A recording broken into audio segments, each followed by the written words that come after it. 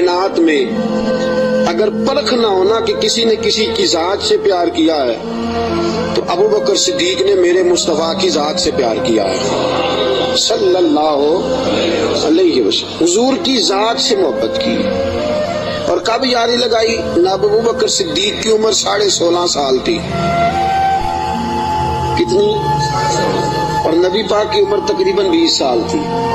مکے میں دوستی لگ گئی، پانی پرن سہیلیاں تے رنگا رنگ کڑے، اسی پریا اس دا جانیے جس دا توڑ چڑھے۔ کہاں دوستی لگائی؟ 16.5 سال کی عمر۔ آج 1450 سال گزر گئے ہیں، مدینہ منورہ جو جا کے گردن چکاتا ہے ابو بکر کی یاری کو بھی سلام کر کے جاتا ہے۔ کیسی دوستی ہے! اور ذات کے ساتھ پیار کیا، صفات کے ساتھ نہیں۔ جب آدمی کا عروج ہوتا ہے تو بڑے یار آ جاتے ہیں، بڑے دوست نکلتے ہیں، وہ کہتے ہیں کیا بات ہے جناب کی، ہم آپ کے ساتھ رہا کرتے تھے، وہ پرانا یارانہ، پرانی دوستی، آپ ہمارے پڑوسی ہیں، چوتھی گلی میں آپ کا گھر ہوتا تھا، کبھی کبھی فلاں دکان پہ ملتے تھے، اکٹھا سودا خریدتے تھے، بڑے لوگ۔ لیکن دکھ کا وقت، تکلیف کا وقت، ابو بکر صدیق نے حضور سے اس وقت یارانہ لگایا تھا جب کوئی بھی نہ تھا، کوئی بھی نہ تھا۔ کئی لوگ آئے ہیں، وَرَأَيْتَ النَّاسَ يَدْخُلُونَ فِي دِينِ اللَّهِ أَفْوَاجًا، فوجوں کی فوجیں آئیں، لیکن ابو بکر اس زمانے میں آئے حضور کی ذات سے پیار کر کے، نبی پاک کی شخصیت سے پیار کر کے۔ 16.5 سال کی عمر میں یارانہ لگایا۔ حضور بھی تجارت کرتے تھے، جناب صدیق اکبر بھی تجارت کرتے تھے۔ جب جناب خدیجہ الکبریٰ سے نبی پاک علیہ السلام کا نکاح مبارک ہوا تو حضور اسی محلے میں چلے گئے جہاں حضرت خدیجہ کی رہائش تھی، تو اسی محلے میں جس کو آج شار ابراہیم خلیل کہا جاتا ہے، اسی محلے میں مکہ مکرمہ میں جناب صدیق اکبر کا گھر تھا۔ پہلے یارانہ تھا، پھر محلہ بھی ایک ہو گیا، شام کو روز ملاقات ہو جاتی، روز۔ جس دن رسول کائنات صلی اللہ علیہ وسلم پہ وحی کے آثار آنے لگے نا، جناب جبرائیل علیہ السلام تشریف لانے لگے، آثار وحی آنے لگے، تو نبی پاک علیہ السلام تھوڑا تھوڑا پریشان رہنے لگے۔ جناب خدیجہ الکبریٰ نے حضرت ابو بکر صدیق کو پیغام بھیجا، بلایا، اور اس زمانے میں ابھی کلمہ نہیں پڑا۔ فرمانے لگی آپ کے صاحب، آپ کے دوست ذرا پریشان رہتے ہیں، ان سے پوچھے تو صحیح کیا معاملہ ہے۔ حضرت خدیجہ الکبریٰ رضی اللہ، یہ کس زمانے کا یارانہ، یہ کس دور کی دوستی ہے؟ اور وہ تجارت کا زمانہ تھا، وہ کاروبار کا وقت تھا، رسول پاک کے ساتھ دوستانہ لگ گیا تھا، محلہ ایک تھا، پھر اس دوستی نے آگے درجات اختیار کیے۔ انسان اپنے دوست کے ساتھ، اور بالخصوص جو جوانی کا دوست ہوتا ہے، اس کے ساتھ بڑا بے تکلف ہوتا ہے۔ اور آپ نے اگر کسی بندے کو پرکھنا ہو تو دن رات اس کے ساتھ ٹائم گزارے۔ رسول کریم صلی اللہ تعالیٰ علیہ وسلم کی بارگاہ میں کسی شخص نے عرض کی، حضور فلاں بندہ بڑا اچھا ہے، فرمایا کبھی تو نے اس کے ساتھ سفر کیا ہے؟ کہا حضور نہیں۔ فرمایا پہلے سفر کر پھر بتانا، پہلے اس کے ساتھ، تاکہ تجھے اس کے دن رات کے معاملات کا پتہ چلے، اس کے مزاج کا پتہ چلے، پھر بتانا، یوں نہ بتا۔ جناب صدیق اکبر رضی اللہ تعالیٰ عنہ نے نبی پاک علیہ السلام کو 20 سال کی عمر مبارک سے جانتے تھے، اور حضور علیہ السلام نے اعلان نبوت فرمایا 40 سال کی عمر میں۔ یہ جو 20 سال ان کا درمیان میں یارانہ رہا، دوستانہ رہا، اس پورے عرصے میں انہوں نے نبی پاک علیہ السلام کو اس نگاہ سے نہیں دیکھا کہ یہ نبی ہے۔ توجہ ہے آپ کی؟ بات کو پرکھیے گا، ذرا غور کیجئے گا۔ ایک ہوتا ہے بندہ سمجھتا ہے یہ شیخ ہے، یہ پیر ہے، یہ علامہ ہے، یہ مولانا ہے، اور جب اس نگاہ سے وہ پرکھتا ہے، دیکھتا ہے، تو آپ جان سکتے ہیں کہ وہ اس کا تصور ہوتا ہے کہ یہ نیک ہوگا، پرہیزگار ہوگا۔ بہت ساری ایسی نظریں ہیں جو اس پہ وہ ڈالتا ہی نہیں، تائرانہ نظریں، تنقید کی نظریں ڈالتا ہی نہیں، اس زاویے سے وہ سوچتا ہی نہیں۔ میرے عزیزو، نبی کریم صلی اللہ علیہ وسلم کو جناب صدیق اکبر نے 20 سال اس نظر سے دیکھا ہی نہیں کہ یہ نبی ہے۔ یہ میرے نبی پاک علیہ الصلوۃ والسلام کی سیرت اور کردار کا حسن ہے. فقد لبثت فیکم عمرا من قبلہ افلا تعقلون. کہا لوگوں میں نے تمہارے درمیان عمر گزاری ہے، میرا تمہارے درمیان جوانی کا گزارنا اور پاکیزہ رہنا اس بات کی دلیل ہے کہ میں اللہ کا نبی ہوں. میری عمر کو دیکھ لو، میں نے 40 سال کا وقت تمہارے درمیان گزارا، یہ دلیل ہے کہ میں اللہ کا نبی ہوں. 20 سال دیکھا جناب صدیق اکبر نے. اور نبی پاک علیہ السلام فرماتے ہیں جس کو بھی میں نے کہا نا کلمہ پڑھ لے، اس نے معجزہ مانگا. کسی نے کہا پتھروں کو کلمہ پڑھائیے، کسی نے کہا درختوں کو سجدہ کرائیے، کسی نے کہا ڈوبے ہوئے سورج کو بلائیے، کسی نے کہا چاند توڑ کے دکھائیے. فرمایا ابو بکر نے معجزہ مانگا ہی کوئی نہیں. ابو بکر نے معجزہ کن فیکون اجے کل دی گل ہے، اساں پہلو پریت رلائی.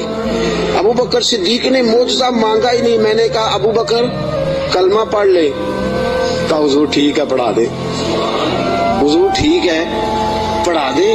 نبی پاک علیہ السلام کا کلمہ پڑھ لیا جناب صدیق اکبر نے. دوستو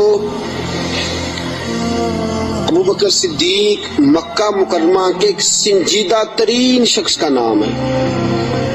یہ جذباتی آدمی نہیں، یہ غریب آدمی تھا، چلا گیا پیر صاحب کے پاس، مرید ہو گیا، ساری دن کی خدمت میں گزار دی. یہ ایک بہترین تاجر ہے. یہ وہ شخص ہے جس کا مکہ مکرمہ سے لے کر مدینہ طیبہ تک اور شام کی سرحدوں تک تجارت کا مال پھیلا ہوا.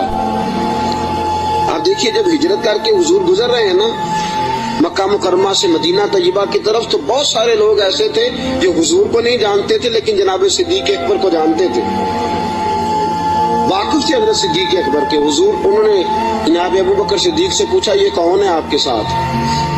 جناب صدیق اکبر یہ تو بتا نہیں سکتے تھے کہ یہ نبی پاک ہیں، اس لیے کہ بات پھیل جاتی، کافروں کو پتہ چل جاتا. پتہ کیا فرماتے تھے؟ فرماتے تھے یہ میرے راہبر ہیں، یہ مجھے سیدھا رستہ دکھاتے ہیں، یہ مجھے سیدھا رستہ دکھاتے ہیں، یہ میرے راہبر ہیں، میں ان کے پیچھے ہوں، جدھر لے جاتے ہیں میں چلا جاتا ہوں. وہ لوگ یہ سمجھتے کہ شاید ابو بکر کو رستوں کا پتہ، تو کسی ایسے شخص کو ساتھ لیا جسے رستوں کا. یہ ایک بہترین سمجھدار زیرک آدمی ہے، زیرک آدمی اور دانا آدمی ہے. اس نے کلمہ پڑھ لیا. کیا دیکھ کے؟ صرف یہ دیکھ کے کہ یار وہ شخص اس کی جوانی اتنی پاکیزہ ہے، اس کا مزاج عرب کے اس برے اور گندے معاشرے میں اتنا صاف ستھرا ہے، وہ یقیناً اللہ کا نبی ہو سکتا ہے. اس مزاج میں جناب صدیق اکبر نے کلمہ پڑھا اور کلمہ پڑھ کے پوری تیاری کر لی نبی پاک کا ساتھ دینے کی. تجارت چھوڑ دی، کاروبار چھوڑ دیا، بچے بھی تھے. ابو بکر صدیق کی 14 کے قریب اولادوں کا تذکرہ ملتا ہے، بچے بھی تھے، والد صاحب بھی موجود تھے. جناب ابو بکر صدیق کے والد گرامی جناب صدیق اکبر کے انتقال کے بعد ان کا وصال ہوا. حضرت صدیق اکبر کے بہن بھائی بھی تھے، سارا کچھ تھا، لیکن ابو بکر نے مان لیا ہے تو پھر باقی سارا کچھ چھوڑ دیا ہے. صدیق اکبر سائے کی طرح میرے نبی پاک کے ساتھ ہے. حضور نے فرمایا دن ہے تو ابو بکر نے کہا سونے دینی ہے. رات ہے تو حضور رات ہی ہے. ایک بات، صرف ایک بات، اور پھر میں آگے بڑھتا ہوں. حضرت علی المرتضیٰ رضی اللہ تعالیٰ عنہ نے لوگوں سے پوچھا تھا، لوگوں اپنے زمانے میں حضرت علی نے اپنے دور خلافت میں فرمایا لوگوں بتاؤ سب سے زیادہ بہادر کون ہے مسلمانوں میں سے؟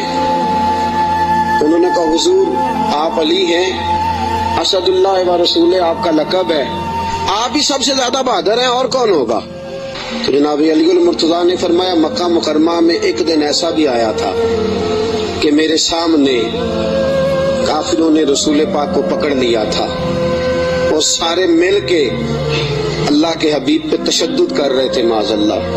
کوئی گلے میں چادر ڈال کے اس کو مروڑتا تھا، اس کو جو ہے وہ کھینچتا تھا، اور حضور کی مقدس آنکھیں باہر نکل آئیں. فرمایا کوئی نبی پاک علیہ الصلوۃ والسلام کو مارتا تھا. فرماتے ایک شخص زور سے پکارا ابو بکر کو بلاؤ. ایک شخص زور سے پکارا ابو بکر کو. نبی علی المرتضیٰ فرماتے ہیں میری 13-14 سال عمر تھی، میں نے ابو بکر کو آتے دیکھا نہ سر پہ ٹوپی تھی نہ پیروں میں جوتا تھا۔ ابو بکر دوڑا ہوا آیا، کافروں کو پکڑ کے ادھر پھینکا ادھر پھینکا اور فرمایا رسول پاک کے اوپر لیٹ گئے۔ پھر جتنے ڈنڈے آئے ابو بکر کو لگے، پھر جتنے جوتے آئے ابو بکر کو لگے، پھر جتنے لوگوں نے مکے لگائے وہ ابو بکر کو لگے۔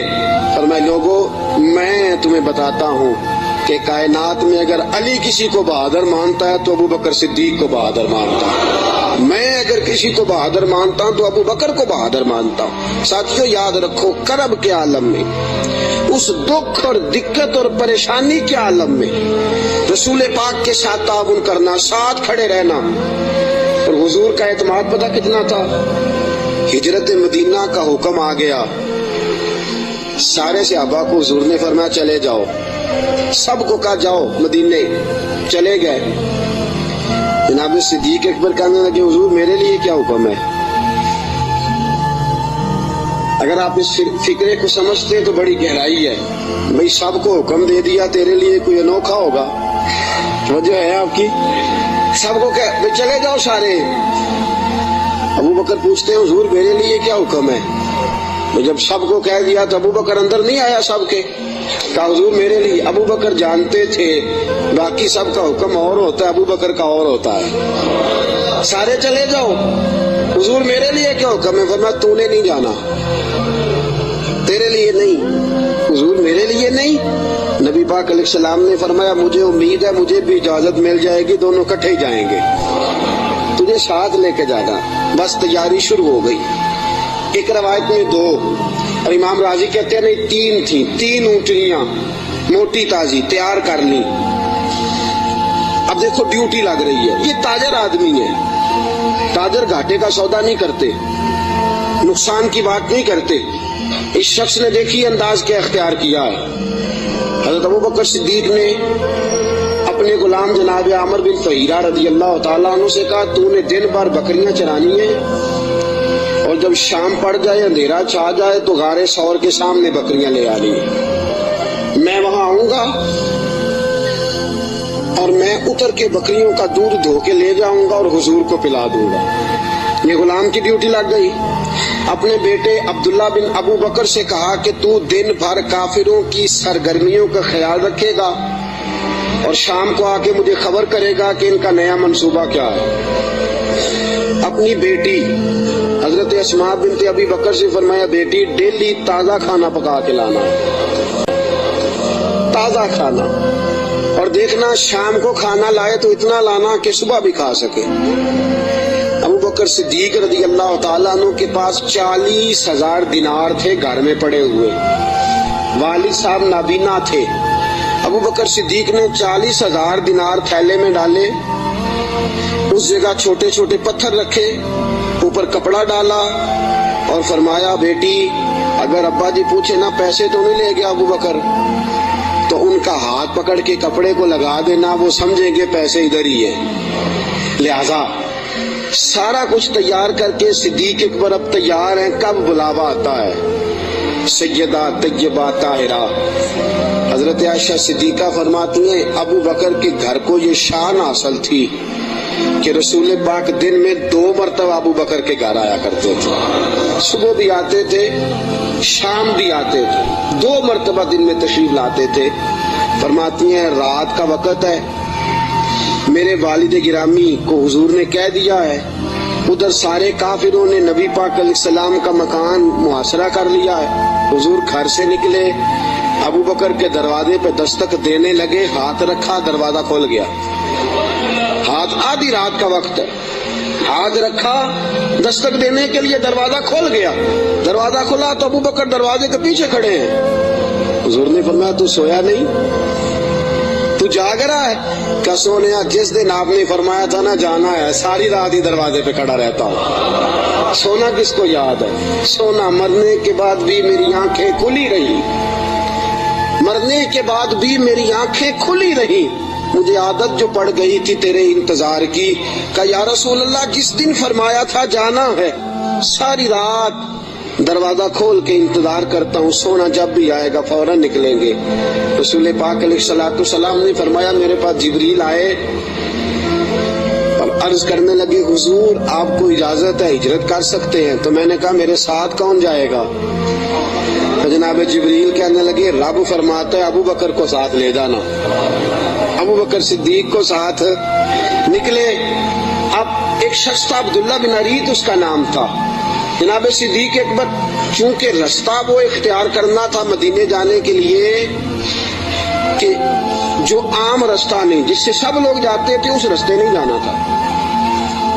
رستے میں آبادیاں تھی، گاؤں تھے، ایسا نہ ہو کہ کفار کو پتہ چل جائے، الگ رستہ اختیار کر۔ ایک شخص حضرت صدیق اکبر نے کچھ پیسوں پر ساتھ لیا، جو بندہ رستہ ایک الگ رستہ اختیار کرنا تھا تو وہ رستہ بتلائے۔ اور اعلیٰ حضرت رحمت اللہ نے لکھا ہے کہ جس رستے سے روٹین میں لوگ جاتے ہیں وہ رستہ اختیار نہیں فرما۔ جب نکلے نا گھر سے غار ثور تک، اس وقت اونٹنی پہ نہیں بیٹھے۔ آپ نے عبداللہ نامی شخص کو کہا کہ تو 3 دن کے بعد یہ اونٹنیاں لے کے غار کی دوسری سائڈ پہ پہنچ جانا۔ 3 دن کے لیے جب گئے ہیں، رات کو تو پیدل گئے ہیں۔ نکلے غار ثور کی طرف، نبی پاک ساتھ ہے، ساری رات کی نیند ہے، حضور کا جسم مبارک نازک ہے۔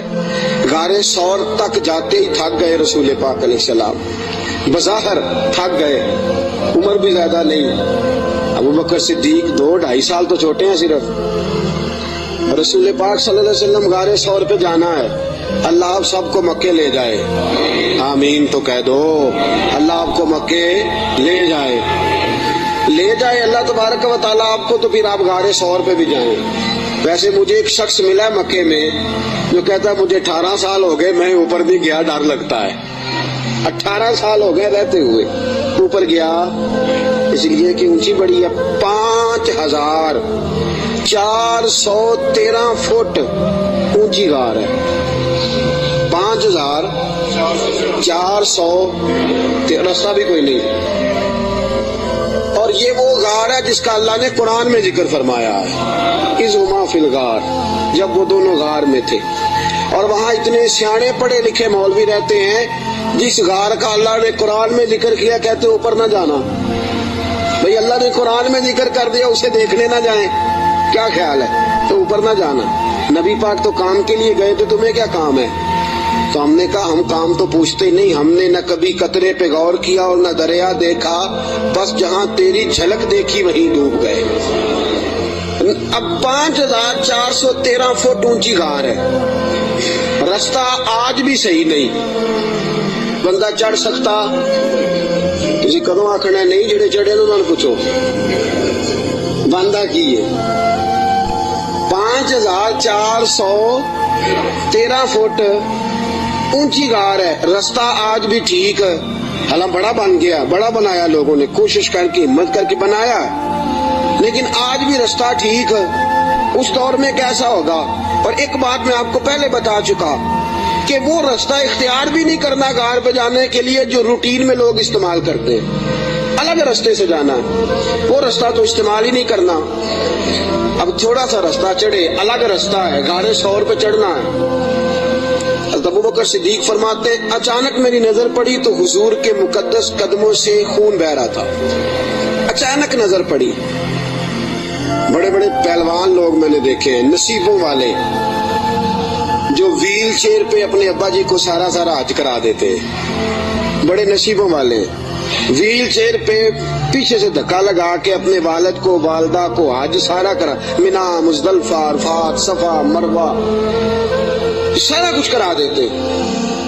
اور عمرے میں بھی دیکھیں ابا جی کو اماں جی کو بٹھایا ہے ویل چیئر پہ اور طواف کرا رہے ہیں، صفا من، بڑے نصیبوں والے بچے ہوتے ہیں جو ایسا کرتے ہیں۔ لیکن آج تک میں نے سنا نہیں کہ کوئی بندہ اپنے ابا جی کو یا اپنی اماں کو کندھوں پہ بٹھا کے غار ثور پہ بھی لے گیا ہو۔ میں نے سنا، میری رعایت نہ کرنا، اگر آپ نے سنا ہے تو مجھے بتا دے کہ کوئی جوان پہلوان اپنی اماں جی کو یا اپنے ابا جی کو کندھوں پہ بٹھا کے غار ثور لے گیا ہو، سنا ہے آپ نے کبھی؟ نہیں، پکی بات ہے۔ فرماتے ہیں میں نے دیکھا کہ نبی پاک علیہ السلام کے مقدس قدموں سے خون بہ رہا ہے۔ میں نے ہاتھ باندھے، میں نے کہا سونے عرض کروں؟ حضور علیہ الصلوۃ والسلام نے کہا کہو کہ یا رسول اللہ مہربانی فرمائے میرے کندھوں پہ سوار ہو جائیں. میرے فرماتے رسول پاک صلی اللہ تعالی علیہ وسلم میرے کندھوں پہ چڑھ گئے. اب پیچھے خوف تھا کہ کافر نہ آ جائیں. حضور کو تو نہیں تھا, ابو بکر صدیق کو بھی اپنی ذات کا نہیں تھا, نبی پاک کا خوف تھا کہ کہیں کافر کوئی حضور کی بے ادبی نہ کر جائیں. نبی پاک علیہ السلام کو کندھوں پہ بٹھایا. رسول پاک علیہ السلام نے دونوں بازو ان کے گلے میں ڈالے. ٹانگوں مبارک کے پیچھے سے جناب صدیق اکبر نے ہاتھ ڈالے. اور اعلیٰ حضرت فرماتے آرام آرام سے نہیں, سانس لے لے کے نہیں, سکون سے نہیں. ابو بکر نے ایک قدم اٹھایا ہے تو سانس پھر غار ثور پہ جا کے لیا, غار ثور پہ جا کے. اور چڑھتے کس طرح ہیں؟ ایڑیاں زمین پہ نہیں رکھتے, صرف پنجے رکھتے ہیں. اس طرح تیزی کے ساتھ, کہیں پیچھے کوئی آ نہ جائے, فٹافٹ تیزی کے ساتھ. پورا پیر نہیں جماتے. ابو بکر پورا پیر کیوں نہیں جماتے؟ کہا اگر پنجہ پورا لگ گیا تو کافر پہچان جائیں گے قدموں کے نشانوں کی وجہ سے.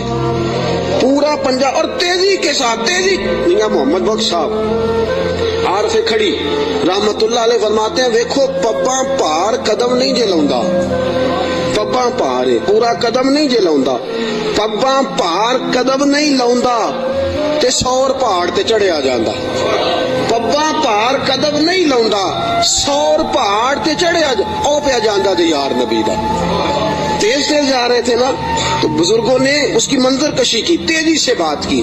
او پیا پپا پار قدم نہیں جلاؤندا سور پہاڑ تے چڑھیا جاندا ہے او پیا جاندا تے یار نبی دا. پپا پار قدم نہیں لاندا سور پہاڑ تے چڑھیا جاندا او پیا جاندا تے یار نبی دا. اے اصلی دلدار نبی دا, اے اصلی دلدار. اب غار ثور پہ پہنچ گئے, بس ٹھیک ہے, سانس لینا چاہیے, آرام کرنا چاہیے. حضور کو بٹھایا. 4 چادریں ہیں صدیق اکبر کے پاس. ایک چادر ہے گلے کے اندر رکھی, 2 چادریں سینہ بند کے طور پہ باندھی, چوتھی پگڑی ہے سر پہ. جناب صدیق اکبر نے چادر کھولی, نبی پاک کے نیچے بچھائی کا حضور آپ بیٹھے, میں ذرا اندر جا کے دیکھ لوں غار میں کچھ ہو ہی نہ. امام فخر الدین رازی فرماتے ہیں غار ثور میں 70 سوراخ تھے. کتنے؟ ماجرا کیا تھا؟ ماجرا یہ تھا کہ جناب عیسیٰ علیہ السلام اپنی امتیوں کو تبلیغ فرما رہے تھے. تو جناب عیسیٰ علیہ السلام نے فرمایا کہ آخری جو پیغمبر آئیں گے بڑی شان والے ہوں گے, بڑی عظمت والے ہوں گے, جو ان کو ایک نظر دیکھ لے گا ایمان کی حالت میں اللہ اس پر بھی جہنم حرام فرما دے گا. ایک بار جو ایمان کی حالت میں دیکھ لے گا دوزخ کی آگ سے بچ گیا, خاتمہ بالخیر ہو گیا تو بچ گیا. ایک سانپ بھی تقریر سن رہا تھا. کون؟ سانپ بھی تقریر سن رہا تھا. لوگ چلے گئے تو سانپ اللہ کے نبی کے پاس آ گیا, کہنے لگا حضرت جی انہوں نے کب آنا ہے؟ اس پیغمبر نے حضرت عیسیٰ علیہ السلام نے فرمایا میرے جانے کے 600 سال بعد. کہنے لگا کہاں آئیں گے, کہاں رکیں گے, کہاں ٹھہریں گے, میں نے زیارت کرنی ہے. آپ نے فرمایا 600 سال کون انتظار کرتا ہے؟ کہ حضور دل میں محبت آ گئی ہے, آپ مجھے بس بتا دیں سونے کا رستہ کون سا ہے, راہ کون سی ہے. انتظار کرنا اور انتظار کے اندر اپنے آپ کو زندہ رکھنا اللہ کے فضل سے یہ میرا کام ہے, آپ مجھے بتائیں.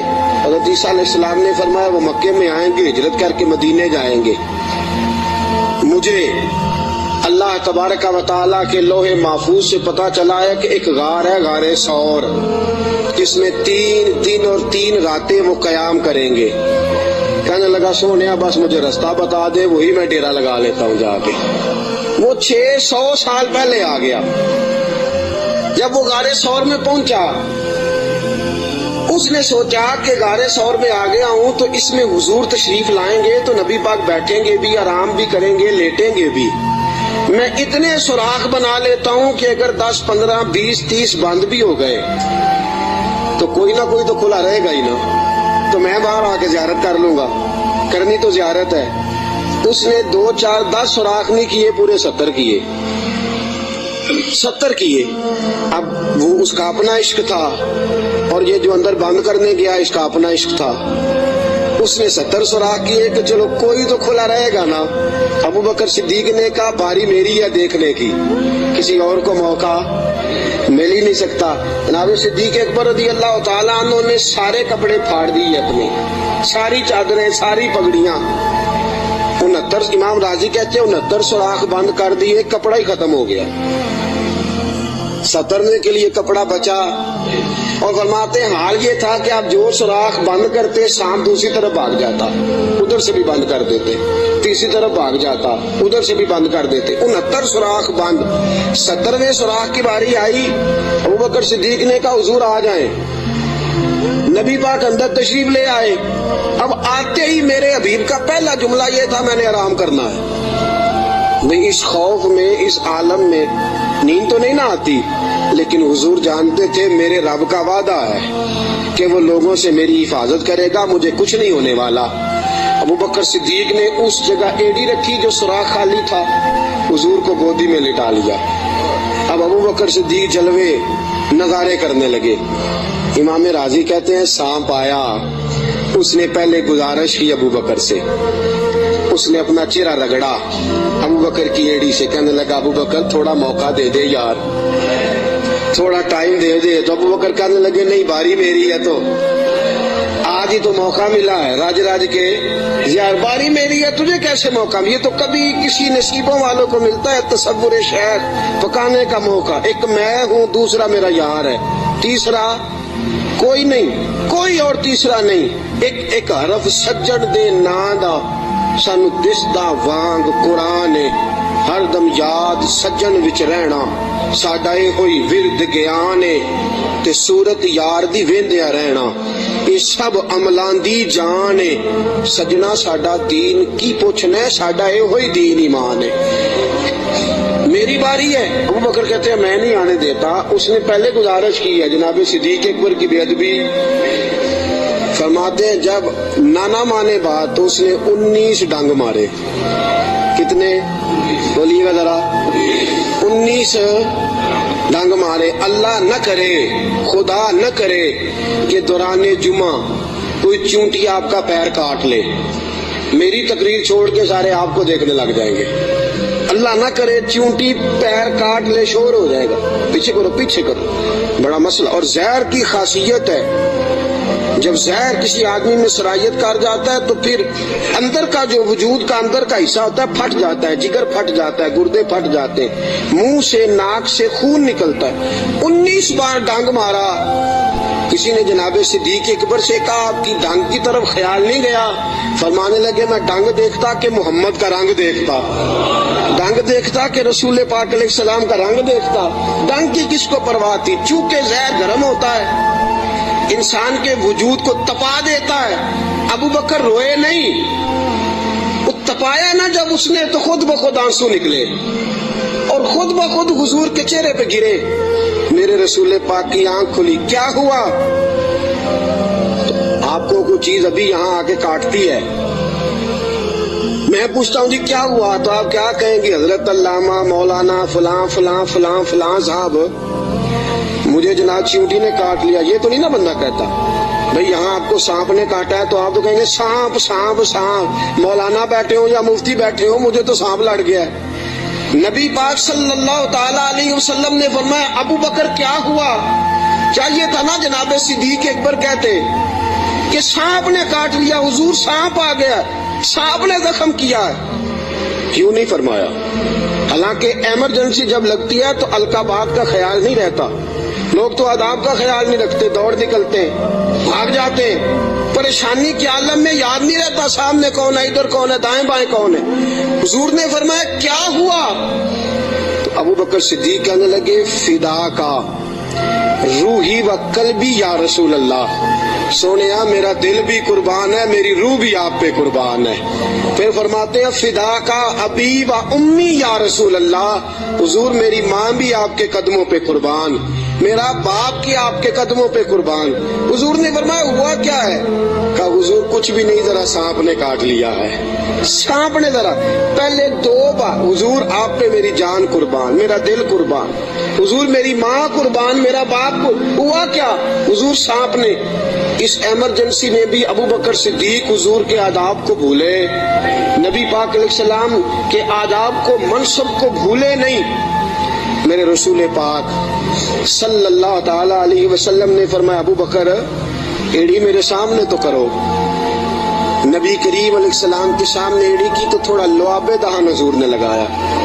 ابو بکر صدیق فرماتے اس گرمی کے موسم میں مصطفیٰ کا لعاب لگا، 19 بار ڈنگ کا پتہ بھی نہیں چلا تھا۔ لعاب دہن نے پورے وجود میں ٹھنڈ پیدا کر دی، پورے وجود میں ٹھنڈک پیدا ہو گئی۔